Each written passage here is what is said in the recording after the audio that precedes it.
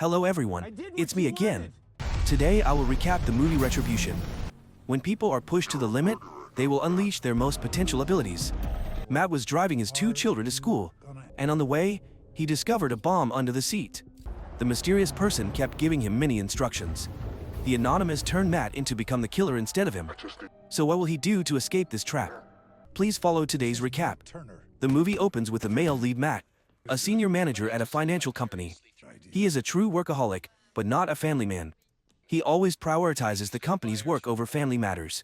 His wife, Heather, because she went to meet a friend this morning, asked Matt to help drive her 2 children to school. She thought it was just a simple matter for a father, but he refused. He thought the kids would be a bother, since he had to make calls to clients while driving. When Heather angry that she only asked him to help for one day, Matt reluctantly nodded in agreement. However, she still felt extremely frustrated. Then he went upstairs to call his 2 children to take them to school. There, the 2 siblings had another argument, and the older son called his father's name directly, showing that his relationship with his children was not very good. Matt then sternly told his son not to be rude and call him the name. Matt was not his friend. In addition, Emily revealed that her brother always skipped school to hang out with his girlfriend, making Matt angry and cursing both him and his sister. Then, when going to the car, the daughter said that her brother was angry with his father and refused to get in the car. After fastening his seat belt and starting the car, a warning message appeared on the screen, stating that the car's safety system was faulty somewhere, recommending that he contact the car company. However, Matt planned to deal with this problem later, so he drove away. He then chased after his son and forced Zach to get in the car. Although he was still upset, his son had to obey. Next, Matt called a client who was disappointed with the loss he had made when investing in Matt's company, so he did not want to invest anymore. But Matt spoke up to convince him that risk in investing was an opportunity. When everyone was running away from the fire in panic, he should rush into it. Don't be afraid of challenges, but face them. Risk is what helps you reach the clouds, if you know how to take advantage of them at the right time. The other client was also convinced, and continued to invest, even though he had lost 3 million euros in just one day. This made Matt happy and proud. While the daughter looked at her father with admiration, the son rudely said that Matt was fooling others. Just then, the phone rang. Matt initially thought it was his son's phone, but when they said it wasn't, he discovered a strange phone in the car box. He picked it up and answered it, and a strange voice greeted him. When he asked who was calling, the stranger only complimented Matt's fancy car, but refused to reveal his identity, causing him to hang up. But the mysterious person suddenly called his name, and warned that a bomb had been placed under the seat. However, Matt still hung up the call. He was skeptical at first, but when he saw the photo on the strange phone, he lost focus and almost crashed into the car in front. After that, the phone continued to ring, but he turned it off and didn't answer. At this time, he reached under the seat to check and found that there was indeed something strange. He also felt the electric wire, so he immediately pulled the car over, then put his phone under the seat to take pictures. And when he looked at the pictures, his face changed color and his hands trembled. However, Matt still tried to hide this because he was afraid that his 2 children would panic. Who is that? He took out the earphone cord and plugged it in to listen to the phone. Immediately, the mysterious person warned him that if he hung up again, the mysterious person would detonate the bomb immediately, and he was always monitoring Matt, so if Matt called the police or disobeyed orders, the result would be the same. Furthermore, he also said that the bomb was connected to a compression plate with a pressure sensor attached. If Matt left the chair, the bomb would explode immediately. Matt begged to let him drop his 2 children, but the anonymous person did not agree, but also reminded him that he should know his place, so as to ensure the lives of the 3 of them. He had no choice but to drive according to the mysterious person's instructions. At that moment, Matt's phone rang. It was a call from Anders, his boss at the company, but he pressed the button to reject the call. At this time, Zach discovered that his father was going in the wrong direction to school, but Matt asked to let him focus on driving. Suddenly, he discovered that a motorbike was following him from behind. At the same time, the mysterious person told him to take the phones of his 2 children and throw them on the road. Although he was confused, he had to comply when he was threatened that he would only have 10 seconds to do it. However, his son refused to give up his phone, and when the mysterious person counted down to 2, Matt still saw the motorcycle following closely behind. Confused with the thought that it could be a stalker, he decided to slam on the brakes, causing the motorcycle behind to hit the back of his car. Surprisingly, the person driving the motorcycle was Zach's girlfriend. Therefore, he wanted to get off the bike to help his girlfriend, but Matt shouted to stop Zach and pressed the lock button on the car door. The mysterious person also spoke up at this time, saying that Matt had caused an accident. He immediately drove away in the anger of his son at his father's incomprehensible actions. He kept criticizing his father, leaving Matt with no choice but to reveal the harsh truth. Hearing the truth, both children were extremely shocked and immediately handed him their phones. Matt immediately threw the two phones out of the car, as requested by the mysterious person. Then the mysterious person sent him an address and asked him to drive there. The two children were clearly scared and asked what their father had done wrong to be threatened with a bomb. Matt just shook his head. Immediately after, he received a call from his colleague named Sylvain. While he was still hesitating, not knowing whether to answer the phone or not, the mysterious person asked him to pick up the phone. Sylvain turned out to be in a similar situation as Matt, with a bomb in his car. Moreover, the colleague was also panicked and said that the mysterious person said that the reason Sylvain was bombed was Matt's fault. And the mysterious person asked Sylvain to wait here until Matt arrived. That was also when Matt's car arrived. In the face of the chaos between the Sylvain couple, he advised both of them to stay calm, because his situation was exactly the same as theirs at the moment. While the husband was talking to Matt, the wife was so panicked that she kept screaming, which attracted the attention of the nearby police. When the police came to check on the situation, the husband tried to calm down and told the police that there was nothing serious, just a small argument between husband and wife. The police did not believe it, because the wife's face was too tense. The police kept asking the wife to get out of the car. She could no longer keep her composure, pressed the button to release the door lock and rushed out, causing the pressure on the seat to be lost. The bomb exploded, and Sylvain and his wife and the policeman were gone forever. Witnessing the horrifying scene right before their eyes, Matt and his three children were extremely frightened and comforted each other. Matt, afraid of getting involved with the police, quickly drove away from the scene of the explosion, but his act of driving away was recorded by a traffic camera. He angrily criticized the mysterious person who had taken 3 lives for no reason. The mysterious man calmly replied that it was the woman who brought it on herself. He also threatened that if Matt did not do as he wished, the consequences for the 3 of them would be similar. At this point, he still could not understand who had the heart to do this and what he wanted. He apologized if he had done anything wrong to the mysterious man, but in response, the assassin told him to call his wife and ask her to go to the bank to withdraw a deposit in Matt's name. When he replied, if it was just about money, then let him handle it himself. Please do not drag his wife and children into it. The assassin indifferently said that Matt had no right to negotiate with him, so he had to call his wife, but she didn't pick up. The mysterious person pressured him to find a way to contact his wife. Remembering that Heather said she was going to meet a friend this morning, Matt called that friend. Surprisingly, her friend quickly said that Heather was at the law office, consulting on a divorce, because she was fed up with her husband's indifference to his family. Hearing this, the 2 children looked at each other in pain, and he himself was stunned and speechless. On top of that, the mysterious person didn't give him time to calm down. He only gave him 2 minutes to call his wife, otherwise, he wouldn't be patient enough and would detonate the bomb. After his wife's friend told him the address of the law office, he hurriedly called to ask to see his wife. When the lawyer showed no sign of cooperation, he said that this was a matter of life and death for the 3 of them, forcing the lawyer to give the phone to Heather. Matt revealed that a bomb had been planted in his car and told her not to report it to the police. He then told his wife to do as the mysterious person asked, and before hanging up, he sincerely apologized to his wife. He then drove to the bank, as the mysterious person asked. The car was filled with sadness. The father and children reassured each other that everything would be fine. Not long after, they arrived in front of the bank. While waiting, he turned on the news and learned that the police were searching for the car that had fled the scene of the explosion. It was Matt's car. At the same time, in addition to Sylvain and his wife, there was also a man before that, who had an accident with a similar bomb setup. When Zach saw the image of the first victim, he also realized that it was a colleague of his father, so he questioned his father. Matt must have done something to make the mysterious person carry out this terrorist act. However, Matt honestly couldn't think of anything he had done to deserve this misfortune. Then, Heather from the counter called him. She asked him to confirm the deposit of 50,000 euros with the teller. Matt confirmed it and provided the password. At the same time, he asked his wife to take out the bag of money, put it in the trunk of his car that was waiting outside the bank, and leave immediately without saying a word as ordered by the mysterious person. His wife then took the bag of money out of the bank.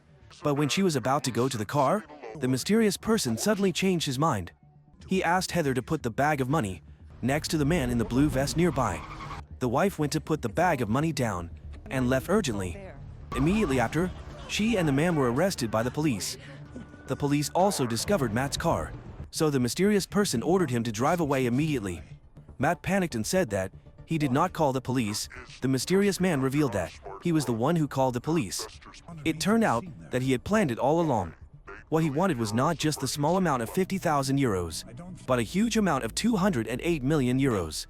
That was the money from all the customers who had invested in a financial company he was working for. The entire huge sum was deposited in Dubai in the form of an emergency hedge fund, and everyone who knew about this hedge fund, including Matt's boss Anders, the two dead colleagues, and Matt. However, he really did not know if those people had revealed this fund to anyone else.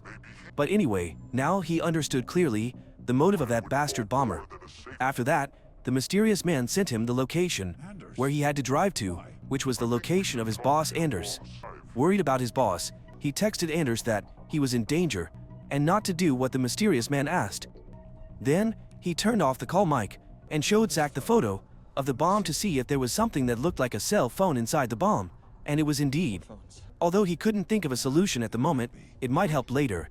On the way, he saw his face appear on the big screen, with the content, the suspect of a series of bombings.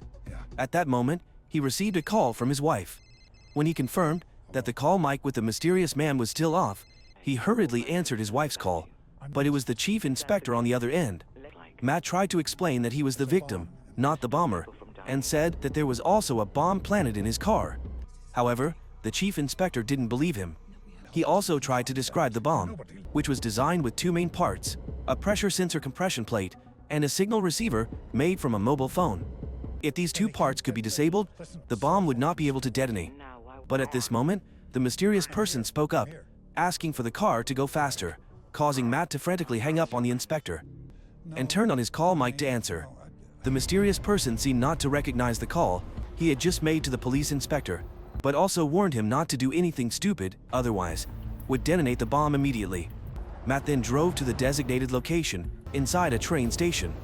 There, he saw Anders on the other side of the tracks. When he made the call to his boss, Anders scolded him.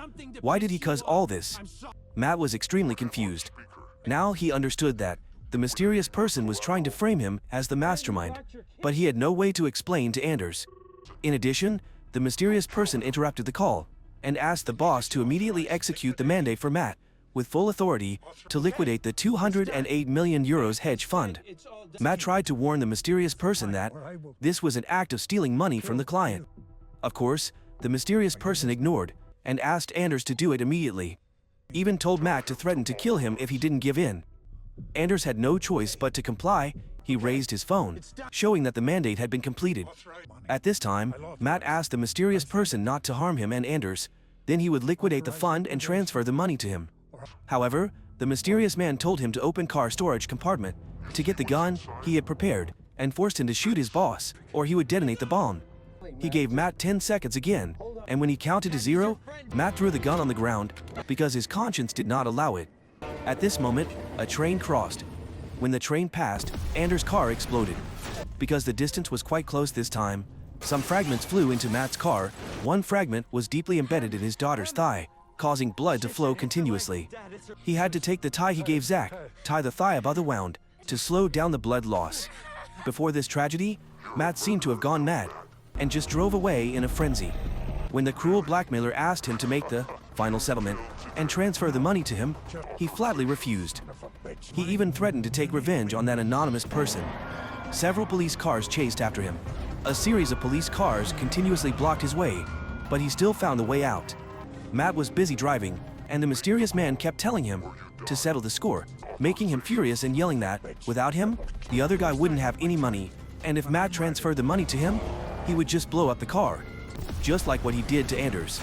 Matt asked the other guy to let his children go, and let him face the mysterious man to settle this once and for all. Immediately after that, the police lured Matt into a deserted tunnel. In the middle of the tunnel, the phone signal was also lost, so he was freed from him.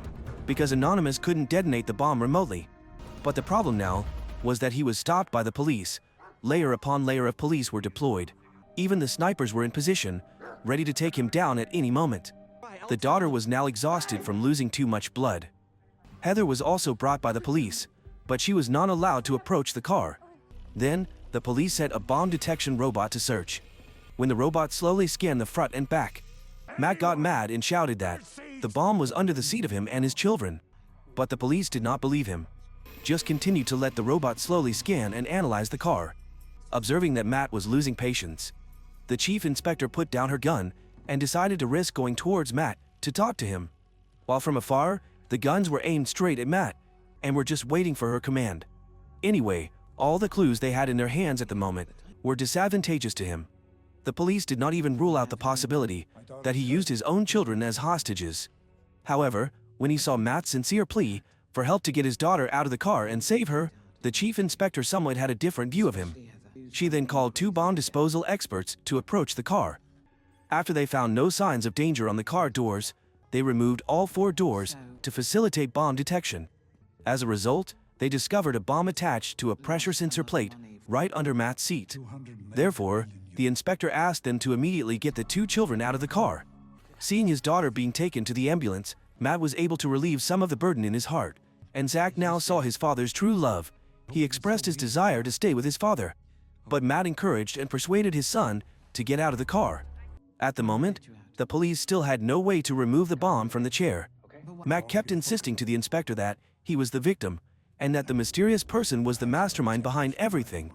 However, with his agitated attitude, the inspector did not completely believe him. Seeing that he could not be persuaded, he decided to deal with the anonymous person himself. Matt shouted that he would go find Anonymous himself, and told everyone to get out of the way. As soon as he finished speaking, he stepped on the gas and sped straight ahead. The inspector panicked and asked the police not to shoot, thanks to which he was able to break out of the encirclement and rush out. While he was trying to escape the police's pursuit, the cell phone signal was restored, and then the mysterious person called. Despite the person's request to transfer money, he continued to drive through the alley, then asked him to meet him. Faced with his determination, the person had to agree and sent him the meeting location. That's where the crowd was protesting. Thanks to that, the police stopped chasing. There, a masked man got into the car, and when he took off his mask, surprisingly, it was none other than Anders. He used a voice imitation device and held a bomb detonator in his hand. Matt couldn't help but be surprised, because he thought Anders was dead in the explosion at the train station. But Anders happily said that he had calculated the time the train passed. He had left the radius of influence before detonating the bomb at the right time. He even provided a recording as evidence to blame Matt for being the mastermind. The sentence he forced the male lead to say, "Anders, please give me full authority to liquidate the hedge fund, otherwise I will shoot you." Matt was completely speechless before this fake evidence, but he tried to argue that if Anders made the withdrawal, the police would know he was still alive. However, he once again gloated. The place where Matt transferred the money was a decentralized crypto account. No one could trace it. His plan was perfect. However, what Matt couldn't understand was why Anders risked his life for that money, while his career was not bad. It turned out that all this time, he had secretly withdrawn his clients' investments and had lost everything, causing him to lose the ability to pay for his clients, thus facing the risk of life in prison. Anders ordered Matt to transfer the money to him immediately, otherwise he would detonate a bomb and die together. In front of the treachery of the boss, to whom he had been loyal for the past 18 years. The male lead smiled lightly and said that there was one thing that Anders had not thought of. What would a person with nothing to lose like Matt do? With that, he started the engine and stepped on the gas to let the car rush forward. While Anders was trying to fasten his seatbelt, he turned the steering wheel and drove straight into the electric pole, flipping over. The car slid close to the bridge. When Anders tried to reach for the Nokia to detonate the bomb, Matt quickly unbuckled his seatbelt and jumped into the water, thereby bringing an extremely bitter end to that despicable boss. The next day, the police confirmed that the person killed in the explosion was Anders. The inspector understood the truth, and Matt, through this ordeal, scored big points in the hearts of his wife and children. The movie ends here. Family affection is something extremely sacred. You have to nurture it every day. Spend time watching your children grow up. At that time, the parents' affection is also attached to the children's childhood memories. Please give your family lots of love. Thank you for watching. If you find it interesting, please give me a like and a comment about your feelings about this movie. Especially, please subscribe to the channel to follow my movie recap. See you again, my dear friends.